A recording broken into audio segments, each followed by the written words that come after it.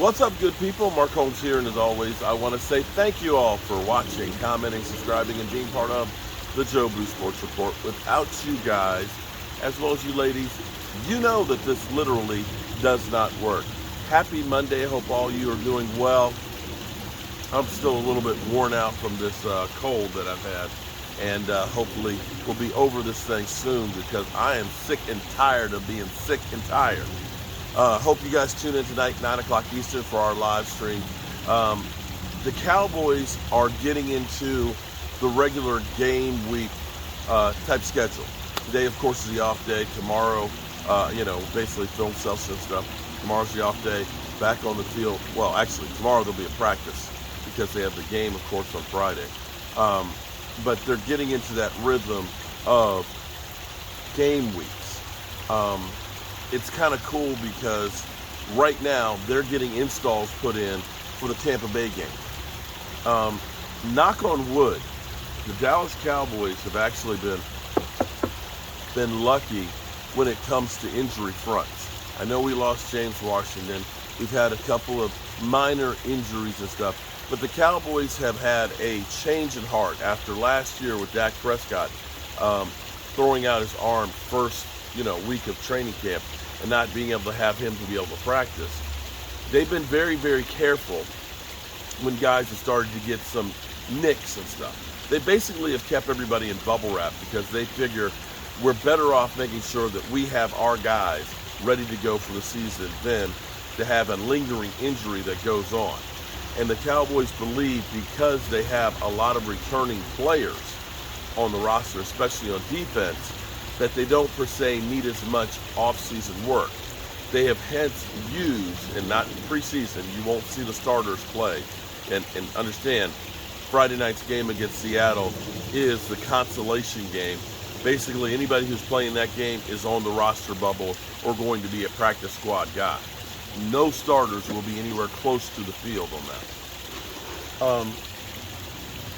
We'll see if this philosophy makes sense.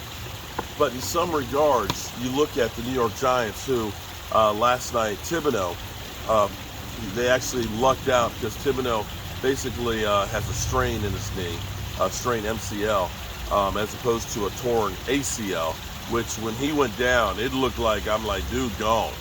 But they did lose their number fifth round linebacker, rookie, to ACL. You look at Tampa Bay, who lost in the game on Saturday, one of the guards that were scheduled to maybe be the starter to replace the starting guard that was lost for the season. And Tampa Bay, I'll be honest with you, Tom Brady's supposed to be back tomorrow, but Tampa Bay's got some real issues on the offensive line. They've been completely decimated. There's basically one starter from last year that's still standing upright on the roster right now. Now, tomorrow is a big day. Tomorrow is a big day because the Cowboys, as well as everybody, by 4 o'clock Eastern, have to get their rosters down to 80 men. This one probably won't be as tough of a roster cut as it will be next week. We have a lot of guys that you look at and you say, this guy is really a player. This guy could be a starter on some teams, and they're going to have to let some of these guys go. It's just going to be one of those crazy things. One of those guys for us, for example, is Tristan Hill, where most people thought, why are we keeping this guy?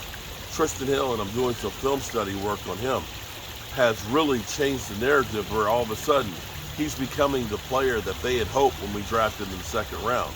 But then there's guys like, Kellen Joseph, who has had kind of a traumatic experience that happened in the offseason, and you wonder if he deserves to have more of an opportunity to try and shake those things out. But a guy like Deron Bland actually has played really, really well and looks to be more like a guy you could say, we can put him in a game and not be as worried as we do if we put Kellen Joseph. And so there's all kinds of these tough decisions that are going to have to be being made.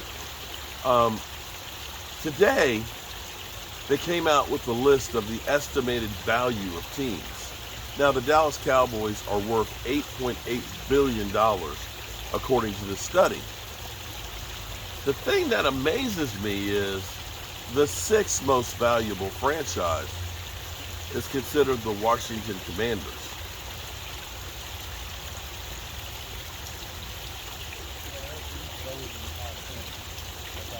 But okay, now, I understand that, Mike. I understand that, but why? I mean, you look at AT&T Stadium, you look at the Star. You know, these are valuable pieces of real estate. You know, places that people want to go. I mean, hell, if you want to go for a tour at the Star, you know it's going to cost you like $50, right? Because people want to be there. You got the Washington Commanders worth $5.6 billion, and don't nobody want to go to FedEx Field. It's a dump. Their training facilities, hell, they're 40 years old. How are the Washington Commanders worth that kind of money? I don't get it. I don't get it. How are they worth more than the Raiders? Raiders just got $1 billion stadium that literally they've got in the end zone. They've got literally bottle service. You know, you can go to the club and get tipsy up in there. FedEx Field, the only thing you're getting served is some turds coming out of the sewage pipe that busted over your head. It makes no sense to me. The Giants, I think are third. I mean, MetLife is a lot better stadium than Washington, but I don't know.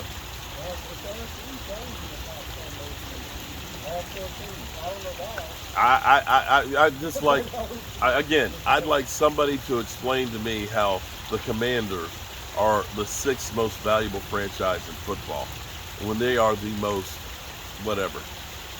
Final thoughts here. I'm curious how the Eagle fans feel today. They've been bombarding my channel and telling us how bad we are. The Cowboys looked like at least an NFL franchise this past weekend.